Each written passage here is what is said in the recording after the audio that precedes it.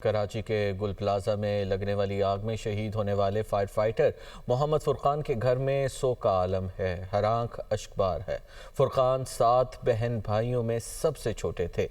इबादुल्लाह खान मजीद आगाह करेंगे। जी बात बताइएगा।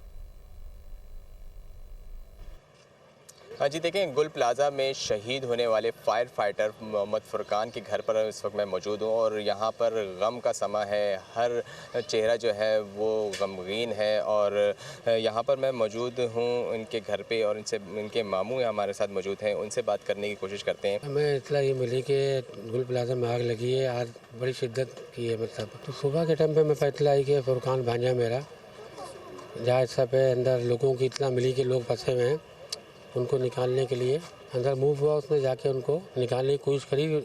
इतनी देर में बिल्डिंग बैठ जाती है तो वो खुद उसमें दब जाते हैं। माशाल्लाह वो शख्स बेहतरीन फायर फाइटर था। किसी की जान को खतरा होता था, रिस्क लेता था आग पे वो। बस इस दफ़ा वो कामयाब नहीं हो सका। 7 बहन भाइयों के छोटे भाई थे और अभी 1.5 साल पहले 2 साल पहले शादी हुई थी और 6 महीने का जो है वो 7 महीने का उनका बेटा भी है। और इस वक्त घर के अंदर जो है वो शोक का आलम है और यहाँ पर बड़ी तादाद के अंदर इनके अहल खाना और अजीज़ व अकारिब और दोस्त रिश्तेदार इस वक्त मौजूद हैं। और जो फायर फाइटर्स में होने वाली शहादत है, शहीद हुए हैं फुरकान, उनको याद कर रहे हैं। जी।